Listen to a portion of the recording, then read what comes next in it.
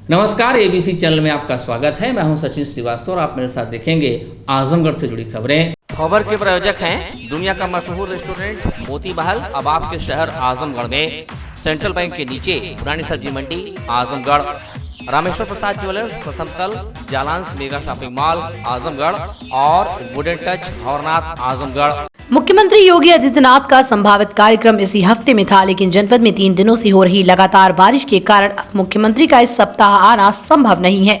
BJP सूत्रों से मिली जानकारी के मुताबिक सीएम इस माह के अंत तक आजमगढ़ आएंगे और इस दौरान वो कई विधानसभाओं के विकास परियोजनाओं का लोकार्पण और शिलान्यास करने के साथ जनसभा को संबोधित कर सकते हैं। आपको बता दें कि मुख्यमंत्री योगी आदित्यनाथ इन दिनों 81 विधानसभा क्षेत्रों का दौरा कर रहे हैं, जहां 2017 के विधानसभा चुनाव में भारतीय जनता पार्टी को जीत हासिल नहीं हो सकी थी।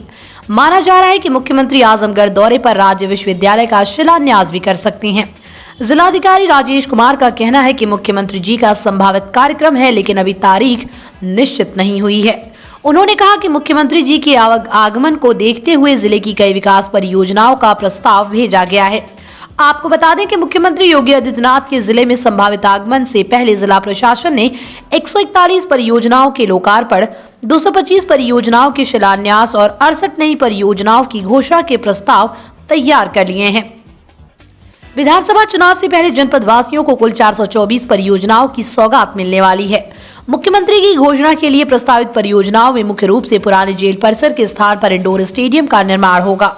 इंडोर स्टेडियम में swimming pool, badminton court, basketball court एवं tennis court, club, convention centre, control room आदि शामिल हैं। इसके अलावा तहसील सगड़ी के ताल सलोना को पर्यटक स्थल एवं पक्षी विहार के रूप में विकसित किया जाएगा। टीकरगाड़ में मंडी समिति भवन का निर्माण, तहबरपुर में राजकीय बालिका इंटर कॉलेज का निर्माण, माहौल में राजकीय महाविद्यालय का निर्माण, दीदारगंज के कुशल गांव में कृषि सब्जी एवं फल मंडी का निर्माण, गंभीरपुर में पॉलिटेक्निक या राजकीय ITI का निर्माण, मार्टिनगंज में राजकीय महिला डिग्री कॉलेज थाना, उप निबंधन कार्यालय एवं नवीन तहसील परिसर में अधिवक्ता भवन, मेहनगर में राजकीय महिला इंटर कॉलेज, विधानसभा क्षेत्र गोपालपुर में डेयरी संयंत्र, विधानसभा क्षेत्र सगड़ी में ITI व पॉलिटेक्निक की स्थापना शामिल है। इसके अलावा कई औद्योगिक क्षेत्र, मिनी स्टेडियम, 33/11 kV विद्युत उप केंद्र, फायर स्टेशन, सड़कों का चौड़ीकरण व सुदृढ़ीकरण शामिल है। अभी ऐसा कोई कार्यक्रम आया नहीं है, बट कार्यक्रम संभावित जल्दी होना है, इतना जानकारी प्राप्त है। सर, कुछ प्रस्ताव गए हैं यहाँ से, जैसे पुरानी जेल के लिए, इंडोर स्टेडियम के लिए। देखिए, ऐसा है जो जनपद में जो आवश्यकताएं हैं विधानसभा और तहसील और ब्लॉक वार, उनको कुछ बड़े कार्यों को चिन्हित किया गया है कि जो जनहित में आवश्यक है उनको शासन स्तर पर भेजा गया है कि इनको परियोजनाओं को अगर ले लिया जाए तो जनहित में अच्छा होगा। आजमगढ़ भारतीय जनता पार्टी जिला अध्यक्ष आजमगढ़ सदर ध्रुव सिंह की अध्यक्षता में जिला कार्यालय पर आगामी कार्यक्रमों की तैयारी बैठक संपन्न हुई। जिला अध्यक्ष आजमगढ़ सदर ध्रुव सिंह ने बताया कि प्रधानमंत्री नरेंद्र मोदी का जन्मदिन 17 सितंबर को भगवान विश्वकर्मा की जयंती के दिन आता है। प्रधानमंत्री नरेंद्र मोदी का जन्मदिन इस बार खास इसलिए है क्योंकि उनकी पहली बार गुजरात के मुख्यमंत्री बनने के 20 साल 7 अक्टूबर को पूरे होंगे। प्रधानमंत्री नरेंद्र मोदी 7 अक्टूबर 2001 को पहली बार गुजरात के मुख्यमंत्री के रूप में शपथ लिए थे। भारतीय जनता पार्टी ने प्रधानमंत्री नरेंद्र मोदी के जन्मदिन 17 सितंबर से लेकर उनकी पहली बार गुजरात के मुख्यमंत्री पद की शपथ लेने के दिन 7 अक्टूबर तक सेवा व समर्पण अभियान चलाने का निर्णय लिया है। इस 20 दिवसीय कार्यक्रम में भाजपा के पदाधिकारी, कार्यकर्ता, नेता जनसेवा के विभिन्न कार्यक्रम आयोजित करेंगे। 17 सितंबर से 7 अक्टूबर तक आयोजित होने वाले विभिन्न कार्यक्रमों में 17 सितंबर से 20 सितंबर तक पार्टी संगठन व चिकित्सा प्रकोष्ठ के द्वारा स्वास्थ्य परीक्षण शिविर, युवा मोर्चा द्वारा रक्तदान शिविर, अनुसूचित मोर्चा द्वारा गरीब बस्तियों में फल वितरित, पिछड़ा मोर्चा द्वारा अनाथालय, वृद्धा आश्रम में फल वितरित, किसान मोर्चा द्वारा किसान जवान सम्मान दिवस जिसमें कम से कम 71 किसानों और 71 जवानों को सम्मानित करना, महिला मोर्चा द्वारा कोरोना काल में सेवा कार्य करने वाली 71 महिलाओं को सम्मानित करना, 2 अक्टूबर को मंडल स्तर पर स्वच्छता कार्यक्रम जिसके अंतर्गत प्रत्येक मंडल के किसी एक स्थान पर स्वच्छता कार्यक्रम और स्वच्छता एवं पॉलिथीन मुक्त भारत की शपथ लेना। 71 स्थानों पर नदियों की स्वच्छता, जहां नदियां नहीं है वहां तालाब की स्वच्छता कार्यक्रम जिसके अंतर्गत 19 सितंबर को मुख्यमंत्री योगी आदित्यनाथ प्रेस वार्ता के माध्यम से उत्तर प्रदेश सरकार के 4.5 वर्ष की उपलब्धियों का रिपोर्ट कार्ड जारी करेंगे। प्रभारी मंत्री द्वारा जिले पर प्रेस वार्ता कर रिपोर्ट कार्ड जारी करेंगे। इस अवसर पर प्रदेश महामंत्री किसान मोर्चा घनश्याम सिंह पटेल, प्रदेश कार्य समिति सदस्य अखिलेश मिश्रा, गुड्डू, श्री कृष्ण पाल, दुर्ग विजय यादव, विनोद राजभर, हरीन्द्र सिंह, प्रेम नारायण पांडे, देवेंद्र सिंह, पवन सिंह मुन्ना, ब्रजेश यादव, हरिवंश मिश्रा, अवनीश मिश्रा, बबीता जसरा सरिया, ननकू राम सरोज, नागेंद्र पटेल, विनय प्रकाश गुप्ता, विवेक निषाद, मयंक गुप्ता, राजीव शुक्ला, पवनदेव त्रिपाठी, मनीष सिंह, अभिनव श्रीवास्तव, पदाधिकारी कार्यकर्ता मौजूद रहे। जिलाधिकारी राजेश कुमार ने सभी नगर पालिका एवं नगर पंचायतों के अधिशासी अधिकारियों को निर्देश दिए कि सड़कों की मरम्मत एवं पानी की निकासी की व्यवस्था सुनिश्चित कराई जाए। उन्होंने कहा कि सड़कों पर जल भराव किसी भी कीमत पर नहीं होना चाहिए। उन्होंने कहा कि नालों नालियों की सफाई कराते रहें ताकि पानी कहीं रुकने न पाए। जिलाधिकारी ने कहा कि स्वास्थ्य केंद्रों, अस्पतालों, ब्लॉकों, तहसीलों तथा अन्य सभी कार्यालयों तक आने जाने के रास्तों की मरम्मत एवं पानी की निकासी सुनिश्चित की जाए। जिलाधिकारी ने उक्त निर्देश आज कलेक्ट्रेट सभागार में आयोजित 15वें राज्य वित्त आयोग की नगर निकायों के लिए स्वीकृति ग्रांट एवं कार्य योजना पर चर्चा करते हुए नगर पालिका, नगर पंचायतों के अधिशासी अधिकारियों को दिए।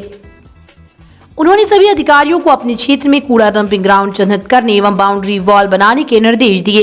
उन्होंने कहा कि कूड़े के निस्तारण एवं खत्म करने के लिए बायो एंजाइम डाला जाए ताकि कूड़े से बदबू न आए। जिलाधिकारी ने कहा कि सभी सामुदायिक शौचालयों की सफाई सुनिश्चित करते हुए लगातार चालू अवस्था में होना चाहिए। उन्होंने कहा कि जो शौचालय बंद है उन्हें तत्काल चालू किया जाना सुनिश्चित करें। उन्होंने कहा कि निर्माणाधीन शौचालयों को निर्धारित समय सीमा के अंदर पूर्ण किया जाना सुनिश्चित करें। जिलाधिकारी ने कहा कि सभी पानी की टंकियों की सफाई कर स्वच्छ पानी की आपूर्ति सुनिश्चित की जाए।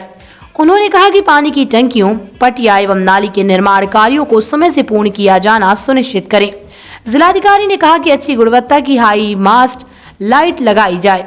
उन्होंने कहा कि किसी भी कीमत पर चाइनीज लाइट नहीं लगनी चाहिए। उन्होंने कहा कि लाइट लगने वाले स्थानों पर उसके संबंध में विस्तृत जानकारी का बोर्ड बनाकर लगाएं।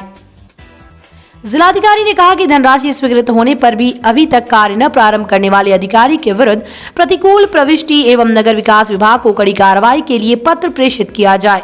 बैठक में अपर जिलाधिकारी प्रशासन नरेंद्र सिंह, नगर पालिका, नगर पंचायतों के अधिशासी अधिकारी उपस्थित रहे। वित्त के जो ग्रांट आती है नगर निकायों के लिए, उन सब की कार्ययोजना पे आज चर्चा हुई है और कार्ययोजना में कुछ कार्य पास किए गए हैं। तो उसी की बैठक थी और सभी नगर पालिका, नगर पंचायत के उसमें माननीय चेयरमैन, माननीय अध्यक्ष और ईओस वहाँ पे मौजूद थे।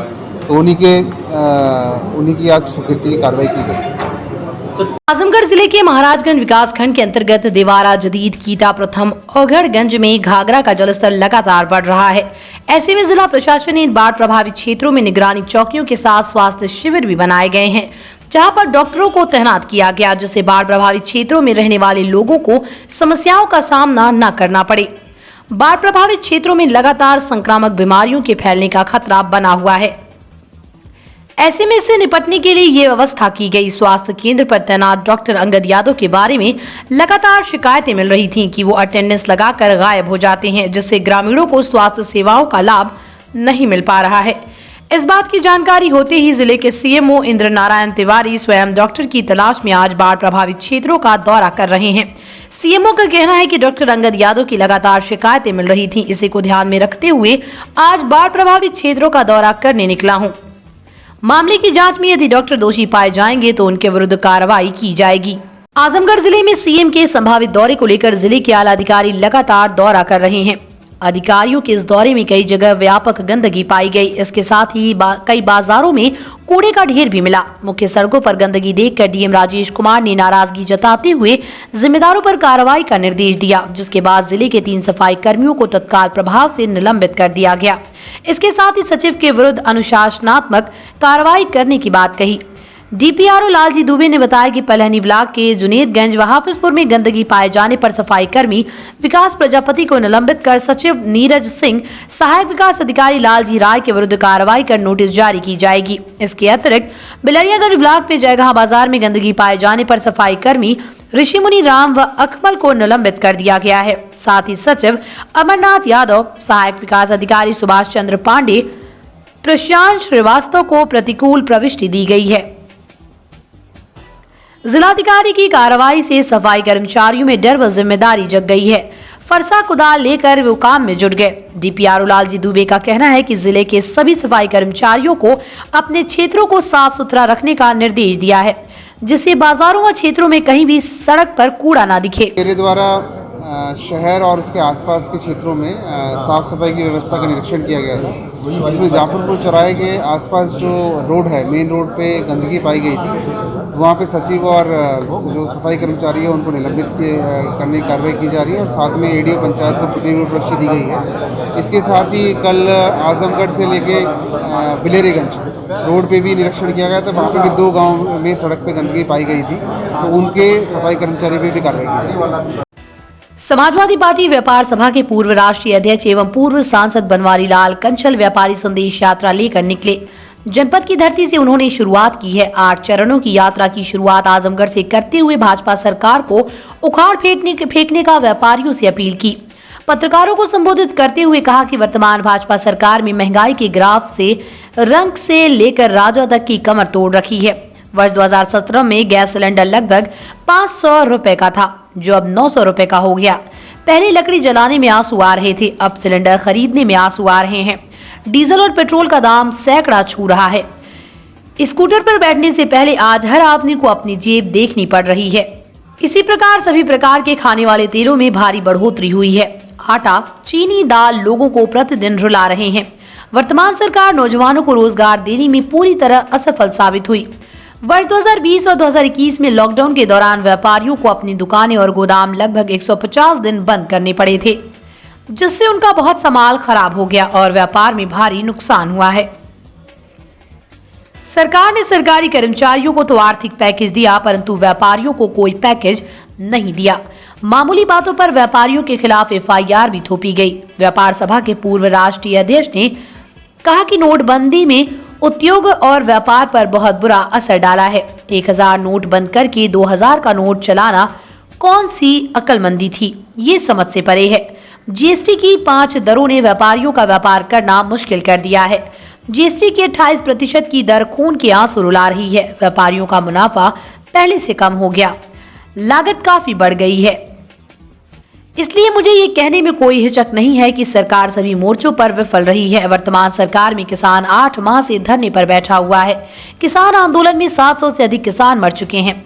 वर्तमान सरकार की गलत नीतियों के कारण उत्तर प्रदेश में 1900 कंपनियां बंद हो गईं। इससे सैकड़ों करोड़ रुपए का रोज नुकसान हुआ और लाखों लोग बेरोजगार हैं। समाजवादी पार्टी के पूर्व सांसद एवं पूर्व राष्ट्रीय अध्यक्ष व्यापार सभा ने बताया कि वर्तमान सरकार कोई भी विकास कार्य जमीन पर नहीं दिखाई पड़ रहा है। महंगाई, बेरोजगारी में बढ़ोतरी हुई है। सपा सरकार ने व्यापारियों के हित में जितने कार्य किए उतने किसी सरकार ने नहीं किए। समाजवादी पार्टी के पूर्व सांसद बनवारी लाल कंचल ने कहा कि वर्ष 1989 से 1991, 1993 से 1995 और 2003 से 2007 के बीच मुलायम सिंह यादव की सरकार ने अधिकांश वस्तुओं पर टैक्स की दरें दिल्ली के बराबर कर दी थी। दुर्घटना बीमा की नई सौगात दी थी। फार्म 49 और फार्म 26 की जहमत से व्यापारियों को निजात दिलाई थी। कई चीजों पर प्रवेश कर समाप्त किया था। टेंट, सर्राफा व्यवसाय और ईंट भट्टों के कारोबार में समाधान योजना लागू करके व्यापारियों को खुशहाल बनाया था। व्यापारियों के लिए कोई भी राहत देने का काम नहीं किया। महंगाई इतनी बढ़ गई है कि पहले हमारी महिलाओं को लकड़ी जलाने में आंसू आ रहे थे, अब सिलेंडर खरीदने में आंसू आ रहे हैं। चाहे दाल हो, चाहे सरसों का तेल हो, चाहे डीजल हो, चाहे पेट्रोल हो, सभी की महंगाई इतनी बढ़ गई है कि आम जनता त्रस्त है, चाहे राजा हो, चाहे रंक हो, चाहे गरीब हो, चाहे अमीर हो।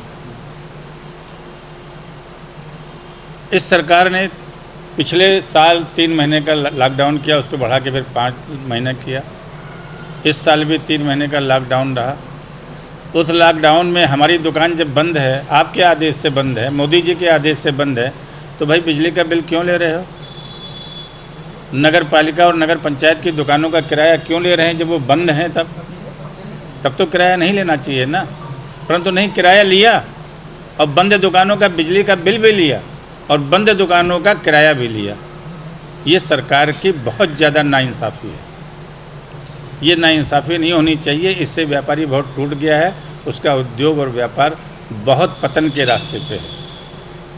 वैदिक काल से लेके आज तक हर राजा ने, हर सरकार ने व्यापार और उद्योग को संरक्षण देने का काम किया है, क्योंकि अगर व्यापार नहीं रहेगा तो किसानों की धान और गेहूं कौन खरीदेगा? अगर व्यापार और उद्योग, कल कारखाने नहीं रहेंगे, मजदूरों को काम कौन देगा? सरकार को राजस्व कहाँ से मिलेगा? और अगर राजस्व नहीं मिलेगा तो सरकार चलेगी कैसे? पुलिस वालों को वेतन कौन देगा? अधिकारियों को वेतन कौन देगा? कर्मचारियों को वेतन कौन देगा? इसलिए वैदिक काल से हमारे देश में ये परंपरा रही और हर देशों में, दुनिया में 212 देश हैं, सभी देशों में ये परंपरा रही कि जो भी सरकार रहती है उद्योग और व्यापार को बढ़ावा देती है और संरक्षण देने का काम करती है, उनको राहत देने का काम करती है। तो व्यापारियों को क्या रुख रहेगा? ये सरकार से जो मान लीजिए आगे क्या रहेगा? समाजवादी पार्टी की सरकार एक ऐसी सरकार रही जो उसकी 4 सरकारें बनी। 89 में मुलायम सिंह जी ने चुंगी ख़त्म किया हम लोगों के कहने के ऊपर, फिर तहबाजारी ख़त्म किया। धारा 3/7 जो हमें 1 बट्टी साबुन कम हो जाने पे जेल भेजने का काम करती थी, उसको स्थगित किया। करीब 25 से 30 हज़ार धारा 3/7 के मुकदमे वापस लिए। लाइसेंस राज समाप्त किया, प्रवेश कर समाप्त किया, फार्म 26 ख़त्म किया, फार्म 49 ख़त्म किया। तमाम व्यापारियों को राहत दी और मेरे जैसे बहुत छोटे से हैसियत वाले आदमी को राज्यसभा में भेजने का काम किया। रामनारायण साहू को राज्यसभा में भेजा, संजय सेठ को राज्यसभा में भेजा, 15 से 20 व्यापारियों को विधानसभा की टिकटें दी, हमारी समस्याओं का समाधान किया, हमें सम्मान दिया और हमारा उत्थान किया।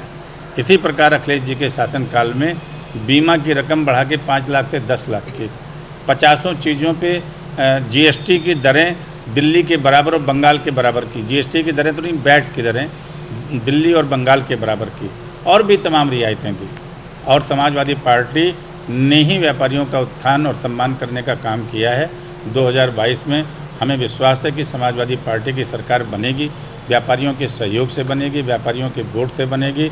5 लाख रुपए का स्वास्थ्य बीमा समाजवादी पार्टी प्रत्येक व्यापारी को देने का काम करेगी। व्यापारी आयोग, सुरक्षा आयोग का गठन किया जाएगा। हर महीने एसपी और तहसीलदार और सीओ और इंस्पेक्टर के साथ व्यापारियों की बैठकें कराई जाएंगी, उनकी समस्याओं का समाधान किया जाएगा। व्यापारी कल्याण बोर्ड और व्यापारी सलाहकार समिति बनाई जाएगी। जब मैं था, मुलायम सिंह जी ने हमें अपना आर्थिक सलाहकार बना के सुरेंद्र मोहन अग्रवाल कानपुर वालों को और मुझे आर्थिक सलाहकार बनाकर राज्य मंत्री का और मंत्री का दर्जा दिया था। अखिलेश जी ने 3 व्यापारियों को जो विधायक नहीं थे, संदीप बंसल लखनऊ, उल्लास राय सिंघल सहारनपुर और राम किशोर अग्रवाल गाजियाबाद, उनको राज्य मंत्री और कैबिनेट मंत्री का दर्जा दिया। सुरेंद्र मोहन अग्रवाल को कैबिनेट मंत्री का दर्जा दिया। इस प्रकार से उन्होंने सम्मान भी बढ़ाया, हमारी समस्याओं का समाधान भी किया और उत्थान भी किया। जिलाधिकारी कार्यालय पर उत्तर प्रदेश किसान सभा के आह्वान पर काफी संख्या में लोग प्रदर्शन करते हुए पहुंचे और एक 7 सूत्रीय मांग पत्र जिलाधिकारी को सौंपते हुए पत्रकारों से हुई बातचीत में उत्तर प्रदेश किसान सभा के प्रदेश अध्यक्ष इम्तियाज बेग ने कहा कि हम किसानों के हितों को लेकर उत्तर प्रदेश किसान सभा सदैव तत्पर रहा है। वर्तमान में केंद्र और प्रदेश सरकार द्वारा पूंजीपतियों को लाभ, किसानों को शोषण करने की नीयत से 3 कृषि कानून बनाया गया है, जिस पर हमें कड़ी आपत्ति है। केंद्र सरकार की गलत नीतियों के कारण महंगाई में वृद्धि हो रही है, वहीं पेट्रोल डीजल के दाम लगातार बढ़ रहे हैं, जिसके कारण महंगाई आसमान छू रही है, जिसके कारण किसानों को दोहरी मार पड़ रही है। सरकार का महंगाई पर कोई नियंत्रण नहीं रह गया है। वहीं देशवासियों के लिए अनाज पैदा करने वाला किसान आज सरकार की व्यवस्था के आगे घुटने टेकता नजर आ रहा है। किसानों के लिए पेंशन आदि की व्यवस्था किए जाना आवश्यक हो चुका है। हमारी 7 सूत्रीय मुख्य मांगे: किसान विरोधी 3 कानून वापस लिया जाए, एमएसपी की गारंटी दी जाए, किसान खेतों मजदूरों व ग्रामीण क्षेत्र के सभी तरह के लोगों को 10,000 वृद्धा पेंशन अनिवार्य रूप से दे और बाढ़, सूखा, घाघरा नदी की कटान से हुए नुकसान का उचित मुआवजा मिले। बिजली बिल वापस लिया जाए, गन्ने का मूल्य 450 रुपए प्रति क्विंटल घोषित करने व सठियाव चीनी मिल का बकाया तत्काल भुगतान किया जाए। जंगली जानवरों और छुट्टा पशुओं से किसानों की फसलों को बचाए जाने की व्यवस्था की जाए। अगर हमारी मांगे सरकार द्वारा नहीं मानी जाती हैं तो आगामी 27 सितंबर को उत्तर प्रदेश किसान सभा के आह्वान पर भारत बंद का निर्णय लिया गया है। फिर भी अगर हमारी मांगे नहीं पूरी होती तो उत्तर प्रदेश किसान सभा के लोग जेल भरो आंदोलन करने की बाध्य होंगे, जिसकी पूरी जिम्मेदारी शासन प्रशासन की होगी। हम लोग ज्ञापन आज 7 सूत्री मांग है। एक तो 3 कृषि बिल कानून जो है उसको वापस लिया जाए, दूसरा एमएसपी की गारंटी दिया जाए, किसानों, मजदूरों, खेत मजदूरों, ग्रामीण इलाकों को 10,000 बुढ़ापे की पेंशन दी जाए। पूरे उत्तर प्रदेश में जो बाढ़ और सूखे से जो तबाही हो रही है, घाघरा नदी, गंगा नदी, जमुना नदी जो काट रही हैं, बाढ़ से तबाह किसान है, उनको समुचित मुआवजा दिया जाए, गन्ने का पेमेंट दिया जाए। 23,000 करोड़ रुपया उत्तर प्रदेश में किसानों का बकाया, सरकार झूठ बोलती है। अभी 43 करोड़ केवल सठियाव चीनी मिल पर बाकी है। तो इस तरह सरकार झूठ बोल रही, किसानों को हम बहुत कुछ दे रही है, दे कुछ नहीं रहे। 1980 रुपया पिछली बार एमएसपी की खरीद मूल्य तय हुआ था। 1200-1300 रुपये में किसानों का गेहूं आज भी खरीदा जा रहा है। धान का कोई पता नहीं। करोड़ों रुपया एफसीआई द्वारा खरीदे गए, जो डीएम ने 4 जून को चिट्ठी लिखा है मुख्यमंत्री को, इनको सस्पेंड किया जाए, इनको किया जाए, लेकिन आज तक उस पर कोई कार्रवाई नहीं हुई। करोड़ों रुपया किसानों के फर्जी नाम पर धान खरीदा गया है, गेहूं खरीदा गया है, गन्ने का पेमेंट नहीं हो रहा। इन तमाम सवालों पर एमएसपी की गारंटी, 3 कृषि बिल कानून वापस लिया जाए। जो जुर्म हो रहा है, औरतों के साथ रोज़ महिला सशक्तिकरण कर रहे हैं, रोज़ अखबारों में भरा पड़ा होता है आप लोगों के द्वारा कि कहीं न कहीं एसपी ने ये मांगे नहीं करेंगे तो हम 27 तारीख को भारत पूरा बंद कर रहे हैं, और बंद भी नहीं होगा तो हम देश के सरकार के विरोध में पार्लियामेंट पर, गवर्नर हाउस पर, मुख्यमंत्री हाउस पर, डीएम कार्यालय पर अक्टूबर-नवंबर के महीने में पूरा जेल भरोगे और 10-15 करोड़ किसान इस देश के अंदर जेल में जाएगा।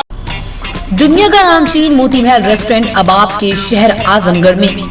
यूएसए, लंदन, बहरीन, यूएई सहित देश विदेश में 100 outlet veg, non veg, Indian, Chinese और थाईलैंड के लजीज व्यंजन के साथ ही मोती महल की मशहूर तंदूरी चिकन उपलब्ध। वैलिड पार्किंग की विशेष व्यवस्था। आपको वेज है पसंद या आप नॉन वेज के शौकीन हैं, दोनों जरूरतों को पूरा करेगा Moti Mahal restaurant. Central bank के नीचे चौक रोड, पुरानी सब्जी मंडी, आजमगढ़। जनपद के 80 वर्ष पुराने रघुनंदन प्रसाद रामेश्वर प्रसाद ज्वेलर्स, आसिफगंज, पुरानी कोतवाली, आजमगढ़ की नई ब्रांच रामेश्वर प्रसाद ज्वेलर्स, प्रथम तल जालांस मेगा शॉपिंग मॉल, सिधारी, आजमगढ़। हमारे यहाँ सोने, चांदी एवं हीरे की पूर्णतः हॉलमार्क ज्वेलरी 100% वापसी पर उपलब्ध। आसान किश्तों पर हॉलमार्क ज्वेलरी उचित मूल्य पर प्राप्त करें। ज्वेलरी की शुद्धता मापने के लिए फ्री कैरोमीटर की व्यवस्था। शादी विवाह की करनी हो तैयारी या त्योहारों की हो खरीदारी, आपके भरोसे पर हमेशा खरा उतरेगा रामेश्वर प्रसाद ज्वेलर्स, प्रथम तल Jalans mega shopping mall, Sidhari, Azamgarh. Wooden touch Bhawarnath, Azamgarh, a complete hardware store. हमारे यहाँ branded plywood, flush door, designer door, PVC door, 4 mica, fancy hardware, kitchen की चिमनी एवं मॉड्यूलर किचन की एक्सक्लूसिव रेंज उपलब्ध। अपने आशियाने में लगाइए 4 चांद, पहुंचिए वुडन टच भवरनाथ, आजमगढ़।